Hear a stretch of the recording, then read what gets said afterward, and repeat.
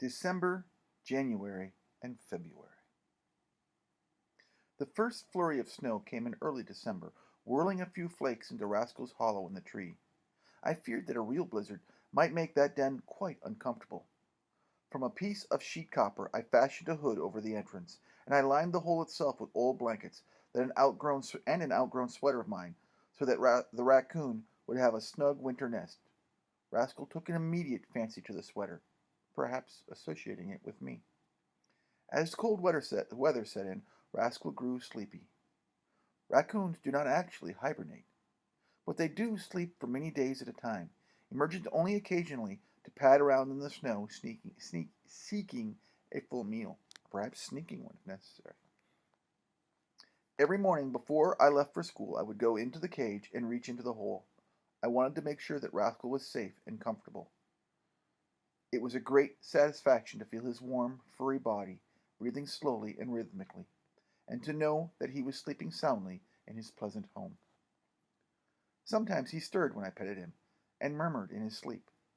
Now and then he awoke sufficiently to poke his little black masked face out of the hole to look at me. I always rewarded him with a handful of pecans. I realized, of course, that our partial separation was only temporary. Many living things sleep through the winter. My woodchucks under the barn, frogs deep in the mud, seeds in their pods, and butterflies in their cocoons. They were merely resting for spring, and would awake again with a great burst of new life. Rascal and I would have wonderful times together when the warm months returned. So, with a final pat or two, I would tell my pet to go on sleeping, and Rascal, drowsy-eyed, would curl into a ball and return to his winter slumbers. My financial problems increased as we approached Christmas. In recent autumns I had earned as much as $75 trapping muskrats. This allowed me to purchase thoughtful gifts for the family. But since signing my peace treaty with the muskrats and other wild animals, I was finding that peace does not always bring prosperity. I solicited I solicited nearby neighbors and shoveled many walks, earning a top price of 50 cents for moving a couple of tons of snow. I also increased my efforts to sell more Saturday evening posts, but the silver accumulated very slowly, and prices were frightfully high in the stores. A handsomely illustrated fishing book which I wanted to buy for Herschel was marked at $5, and fur-lined gloves for my father would be nearly as expensive. And then there were gifts to be purchased for my two sisters, and small things for my pets. At this rate, I would never be able to save enough to buy the canvas for my canoe. One Saturday, after a discouraging tour of the stores, I stopped at the post office to find two cheerful letters in our box. One was the first from Herschel since the armistice. The other was from my beloved sister, Jessica. And then the phone rang. After my newfangled telephonic device, I returned to my letters. One was the first from Herschel since the armistice. The other was from my beloved sister Jessica, still taking postgraduate work at the University of Chicago. Both letters relieved my mind in a number of ways. Herschel had survived the war and influenza. He said the Paris garters I had sent were better than a rabbit's foot. No metal had touched him. War censorship had been lifted, and for the first time my brother was able to tell us where his outfit had been fighting. His single paragraph listing some of the bloodiest battles of the war was so quietly factual it might have been the report of a pleasure tour. We spent a couple of months on the Haute-Marne region and then went to the Alsace sector. Later we joined the Chateau Thievery offensive and the Oise-Seine offensive and the Meuse-Argonne. We were on the Meuse at the time of the armistice. Then came the disappointing news that he had been ordered to march to the Rhine to help establish a bridgehead near Koblenz, Germany, and that he would not be demobilized for 6 months at the earliest. He asked us not to send gifts, saying that he would bring his presents with him when he came home. My first reaction was sadness that Herschel would not be with us at Christmas. I had heard nothing concerning an army of occupation, and had not realized that demobilization was such a slow process. but at least he was alive and unwounded, and I would have a few more months to scrape together the money for the fishing book. Letters from Jessica were always a joy, bright, salty, and affectionate. They told so much concerning her unselfish character. Flashes of temper were to be expected, but were outweighed by the gaiety and Spartan good humor of this sister who had cared for my father and myself for so many months after my mother had died. Jessica was coming home for Christmas. She enclosed a $10 check made out in my name to help me with my Christmas shopping. I was very fortunate to have a brother like Herschel and two such sisters as Theo and Jessica. With my financial crisis eased, I turned to the pleasant tasks of buying a tree and sweeping and decorating the house. My father paid little attention to such matters, and furthermore, he was again away on business. Almost immediately, I realized that Rascal presented a new and difficult problem. It had always been our custom to invite some of the animals to be with us on Christmas Eve when we distributed the gifts. In the past, we had usually limited the four-footed delegation to Wowzer and the best behaved of the cats. But it was unthinkable to exclude Rascal, who, however, could never be disciplined with his hands when shiny objects were within his reach. He could examine a glass paperweight or lift the lid of the sugar bowl without breaking the glass or crockery. But I could well imagine the damage he might do to the fragile glass balls and figurines on the Christmas tree. How could we have both Rascal and a Christmas tree? And yet, we must have both. The answer to this dilemma struck me as a real inspiration. There was a large semicircular bay extending from the living room with 6 windows that overlooked the flower garden. This was where we always mounted our Christmas tree. I bought and decorated a thick spruce, which tapered gracefully to the star at its tip and nearly filled the bay with its fragrant greenery. This took me most of one Saturday.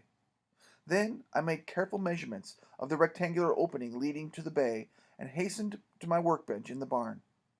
I had sufficient chicken wire left from building the cage to cover a frame, designed carefully and precisely to fit the opening that I had just measured. In less than an hour, I was maneuvering this construction through the big double front door into the living room. The lumber was white and new, the chicken wire shining. But for a few moments, I hesitated before nailing it to the unmarred woodwork of our respectable old house. Still, it required but one nail in each corner of the frame, and I could fill the holes later with putty or wood filler. Another few minutes and the job was complete. And there, safe behind the wire, was the decorated tree, every bauble safe and secure for my raccoon. I put a Christmas wreath above the fireplace, laced Christmas ribbons through the ribs of my canoe frame, hung a few sprigs of holly from the archways and chandeliers, and stood back to admire the total effect. I was immoderately pleased with my work, and could scarcely wait to show it to my father and to Jessica. When my father returned from his trip, I led him happily into the living room and pointed to the Christmas tree, wired off from the rest of the world as though it might try to escape to its native forest. "My word," my father said mildly. "What are you building, Sterling? Another cage for Rascal?" "You're warm," I said. "It's so that Rascal can't climb the tree and spoil the ornaments." "Well," my father hesitated, "at least it's unusual." "Do you think Jessica will hit the ceiling?" "She might," my father said. "You never can tell what Jessica might do." There was one train a day from Chicago, an old 10-wheeler pulling a baggage car, a passenger coach, and sometimes a freight car and a caboose. We loved that train and listened for it to rumble across the river bridge, blow 4 times for the lower crossing, and come huffing and puffing up the slight grade to the station. My late grandfather had often spoken of the first train that had ever rolled over these tracks, with 20 yoke of oxen helping it up the grade. Ours was a better and much newer engine. There seemed to be a special music to the bell of our ten-wheeler, and a special corona made by its exhaust steam as it pulled to a halt and hissed its hot vapor into the sunlight. Train time was exciting even if the passenger coach did not carry someone as much loved as my sister Jessica. The conductor helped her down the steps, and my father and I took her suitcase and many packages. She was wearing a wide-brimmed velvet hat, which looked very fashionable, a new coat with a fur collar, and high-laced shoes that came to the hem of her dress. She had recently sold several groups of poems and a short story, and she seemed quite affluent. "Merry Christmas, Jessica! Welcome home!" we cried. She kissed us, and then held me off and looked at me critically. "You've outgrown your Mackinaw, Sterling, and you'll catch your death of cold for not wearing a cap." "He never wears a cap," my father explained. Obviously, I was clean, and had combed my stubborn curls into some semblance of order, so Jessica wasn't altogether disapproving. We went homeward through the iron-cold air and bright sunlight, up Fulton Street past all the stores. We turned right on Albion, past the Carnegie Public Library and the Methodist Church, then left on Roland Street. And there we were, still laughing and chattering and asking 100 questions in the manner of most families gathering for Christmas. Perhaps we were a little extra gay to cover an underlying sadness. Mother would not be at the gracious double door to greet us. Herschel was still in France, but alive and unwounded, as we kept repeating. Theo and her kind husband Norman would be spending Christmas in their own home, far to the north. Already our closely knit family was dwindling and dispersing, as all families eventually must. But the three of us would do the best we could to bring cheer to the old house. As we entered the living room, I wasn't sure whether Jessica wanted to laugh or cry. I had done my best in decorating the tree and canoe, which was supposed to hold our cargo of gifts. But suddenly, I saw it through my sister's eyes. An unfinished boat, chicken wire, and dust on the furniture. "You simply can't go on living like this," she said. "You must hire a full-time housekeeper." "But Dottie," I plead, using her pet name, "I worked so hard on the tree and decorations and the cage to keep Rascal out." And then Jessica was laughing and hugging me in a crazy way she often acted, much the way I acted too. And she was, and is, the most spontaneously affectionate, thoughtful, brilliant, and unreasonable sister one could ever wish for. A very attractive combination, I have always maintained. "At least we can take the canoe to the barn," Jessica said, not wishing to lose her advantage. "But Dottie, I can't take it to the barn. It's cold as blazes out there. I have to put on the canvas first." "Well, put on the canvas, and we'll still have time to clean this room for Christmas." "That sounds sensible," my father agreed. "But you don't understand," I explained. "I had to spend all my money to build the cage, and then all the other money I could scrape together to buy Christmas presents. And, Sterling, get to the point. So I haven't any money left for canvas. It will cost about $15, I think." Jessica looked at my father severely, and he said, "Now be reasonable, Jessica. I'm a busy man. I can't know everything that's going on in Sterling's head. I didn't know he needed money for canvas." Jessica sighed, realizing that we were both quite hopeless and greatly in need of her care. "At least I can cook you some decent meals and clean up this house." "It's perfectly clean," I protested. "I swept every single room and shook out the throw rugs and scoured the bathrooms. You don't know how hard I worked to get this place beautiful for you. And besides, We like our own cooking, and we don't want a housekeeper. You sound like Theo. We're happy, my father said. As happy as we can be since your mother died. Don't be sentimental, Jessica said fiercely, wiping tears from her own eyes. You just wait until I get on an apron.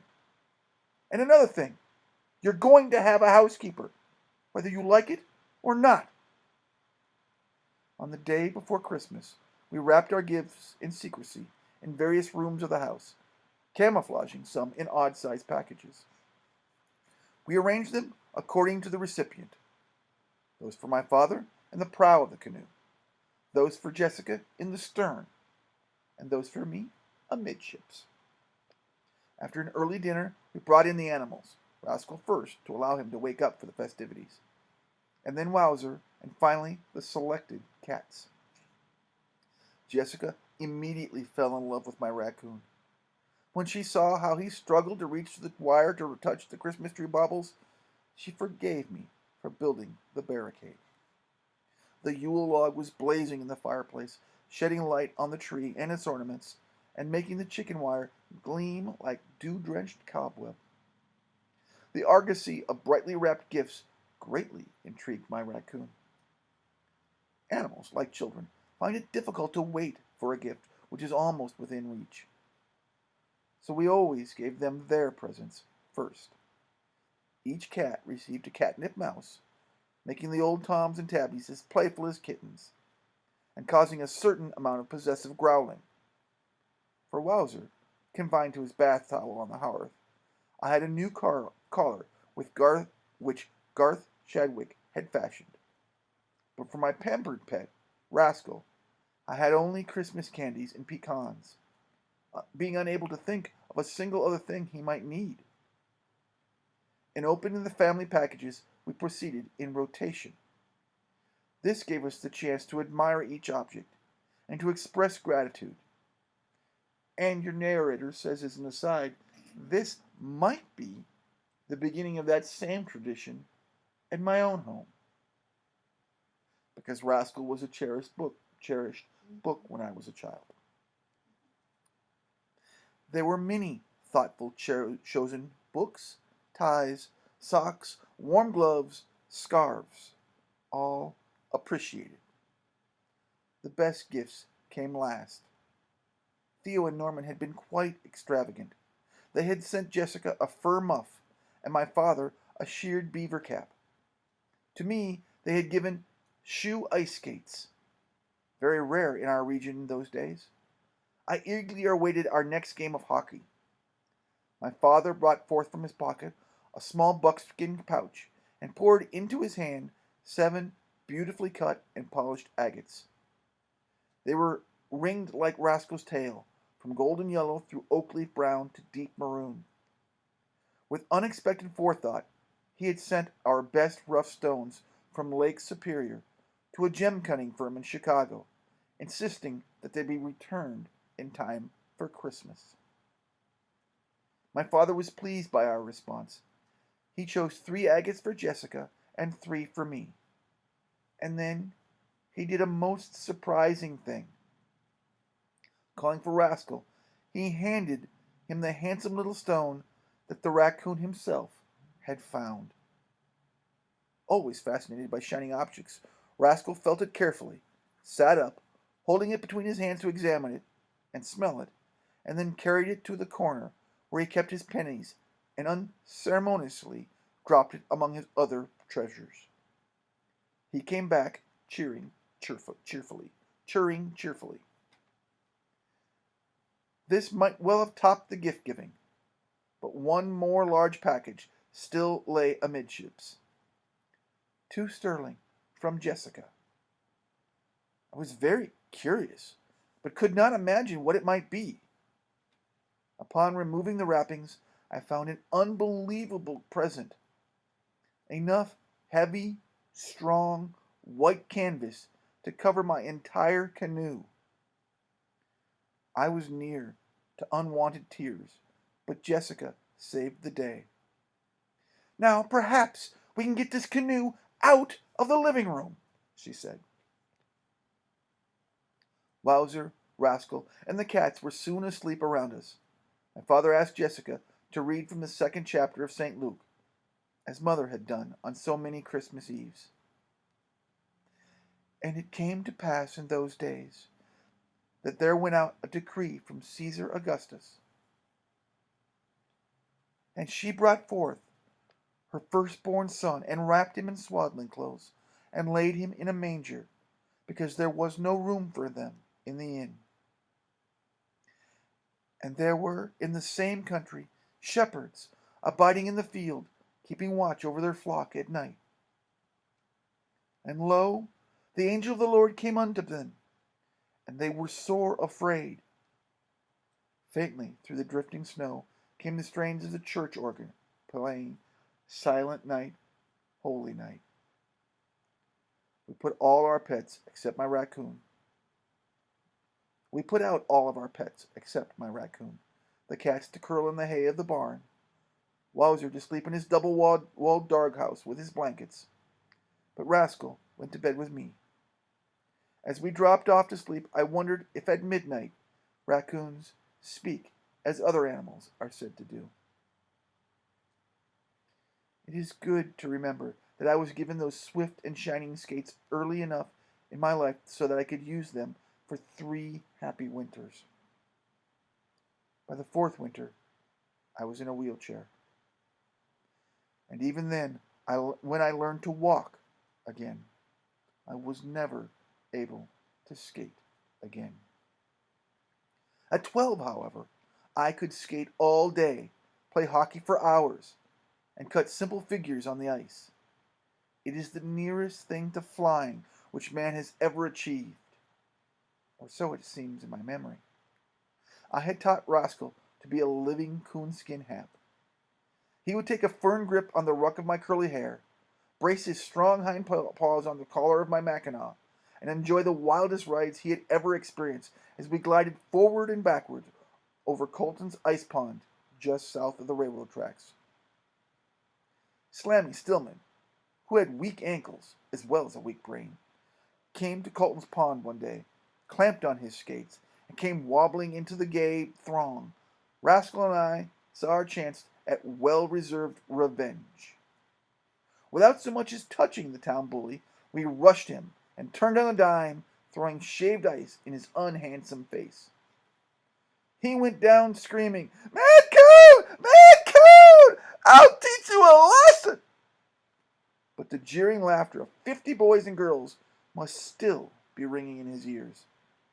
He never gave either one of us another moment of trouble. The wall telephone in the living room rang incessantly through the echoing reaches of our house at 2 a.m. on a foggy morning in February. I leaped from bed to answer. The voice that came booming over the wire was that of my Uncle Fred.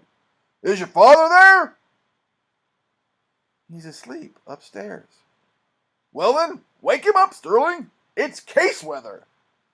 "Case weather!" I shouted with excitement. "I'll wake him, and we'll be out there in less than an hour, if we can get the Oldsmobile to start." "Okay, son." "May I bring Rascal?" There was a good-natured chuckle at the other end. "Sure, fetch him along. We need all the extra hands we can rally." "Case weather, Daddy!" I shouted up the curving stairs. "Uncle Fred needs us right away." I lit a fire in the kitchen stove, prepared a pot of coffee and a skillet of eggs, and hurried to wake Rascal. He came blinking into the kitchen like a sleepy owl. It certainly was case weather. Fog so thick you could cut it with a knife. By the time we had eaten, started the car, and driven beyond the streetlights of town, we wondered if we would be able to follow the icy ruts. Lamplight glimmered from most of the windows of almost every farmhouse. Lanterns, enhaloed by the fog, bobbed along the paths leading to the tobacco sheds. Case weather, usually a sudden February thaw, softened the tobacco leaves, making it possible to handle them without damage. The warm, moist atmosphere might blanket the region for only a few hours, or for several days. During that unpredictable interval, every lath loaded with tobacco plants must be taken down from the drying sheds and piled into the stripping house, there to be covered with canvas to keep the moist leaves from freezing. It was back-breaking labor at breakneck speed, but filled with a desperate sort of excitement, a sporting event on which each tobacco farmer was betting his whole year's crop. We expected Uncle Fred to call us at any time of day or night when case weather began, and the number of automobiles and buggies groping their way through the fog showed that many others from Brailsford Junction were on a similar mission. The chains were on the car all winter, and we were very grateful for the extra traction as we slithered through the slush and mud. But we reached safely the old homestead at last. Without stopping at the lamp-lighted kitchen where Aunt Lily was undoubtedly preparing an early feast, we hurried to the largest tobacco shed where my Uncle Fred and my 3 cousins were already high among the beams, handing down the pungent, pliable tobacco. Rascal and I scrambled swiftly to the rafters to take our place in that human elevator. The raccoon was slightly bewildered by this new game, but he loved excitement and was content to perch nearby, his eyes green gold in the lantern light. He must have thought we were slightly insane, in a harmless sort of way. I worked hard and fast on those high beams for nearly an hour, but I was no match for my father, and certainly unable to compete with Uncle Fred and his 3 husky boys. True, the lasts of tobacco plants were not as heavy as they had been during the harvesting, but they were still heavy enough as I balanced among the rafters. Trying to maintain my equilibrium, I let one laugh of the tobacco slip. It fell 30 feet to the floor, missing by inches the men below me. This was my first intimation that I was becoming tired. And my father said quietly, "Sterling, you better take your raccoon and go in and see Aunt Lily." I felt ashamed to have dropped the tobacco, and to have proved once again that I was not fully capable of doing a grown man's work. But to drop another laugh might mean an injury to someone below. So, taking Rascal and one of the lanterns, I made my way up the slope to the kitchen door. Aunt Lily hugged me and stroked the raccoon, and said, "We shouldn't have called you at 2 in the morning. Come, have some coffee and hot muffins." "I love case weather," I said, "and your muffins are wonderful." I gave a bite to Rascal, who immediately begged for more. "I'm glad you came in to visit me," was Sterling. "How are my menfolk doing?" "We've taken down 4 tiers on one end," I said. "Maybe a quarter of the crop." "But, Aunt Lily?" I dropped a laugh. "Well, you're just a little boy," Aunt Lily said. "I'm not a little boy anymore," I protested. "I'm 12 years old. I weigh nearly 100 pounds. With Rascal on my shoulder, I weigh 111. "You're both growing up," Aunt Lily said sadly. "I don't like to see things change. Children growing up, and their parents growing old." "You're not old, Aunt Lily." "I'm 47. That was the age of my mother," I said. "Will she be 47 forever, Aunt Lily?" Aunt Lily failed to answer for a moment, and then she asked me if I wouldn't like more muffins and coffee. We sat quietly for a time, each thinking our own thoughts. "Well, Sterling," Aunt Lily said finally, "I suppose eventually you'll be going to college to learn a profession and to make something of yourself." We take it for granted, going to college. Your Uncle Fred will never send our boys, or even let them earn their way through school. There was no bitterness in her voice. She stated this tragedy as a matter of fact that could not be altered. I understood the situation more completely than she realized. Uncle Fred was the only uncle on either side of my family who had left college before graduation. I had heard him say that he didn't want any of his boys to get the superior notion that they knew more than they did. Aunt Lily undoubtedly thought life on the old farm was heaven, but I was beginning to see lines of worry on her face. Now, what profession have you chosen? I, I haven't thought about it much, Aunt Lily, but perhaps I'll be a doctor. Oh, no, no, Sterling. You couldn't be a doctor. You're too tender-hearted. I helped Dr. Mackenzie once. When he... I knew she was remembering the crushed arm of a hired man who had caught his hand in the ensilage cutter. The arm had been amputated on this kitchen table, and Aunt Lily had administered the chloroform. No, perhaps I couldn't be a doctor. I think I know what your mother would have wished, Aunt Lily said, and she looked so much like my mother as she said it, that I wondered to whom I was talking in the lamplight of this fog-enshrouded world. I listened as though it were indeed my mother speaking. I think she would have wanted you to be a writer. A writer? And then you could put it all down, Aunt Lily said. The way it is now. Case weather, the fog, the lantern light, and the voices of the men. Hear them. They're coming in for breakfast. You could keep it like this forever.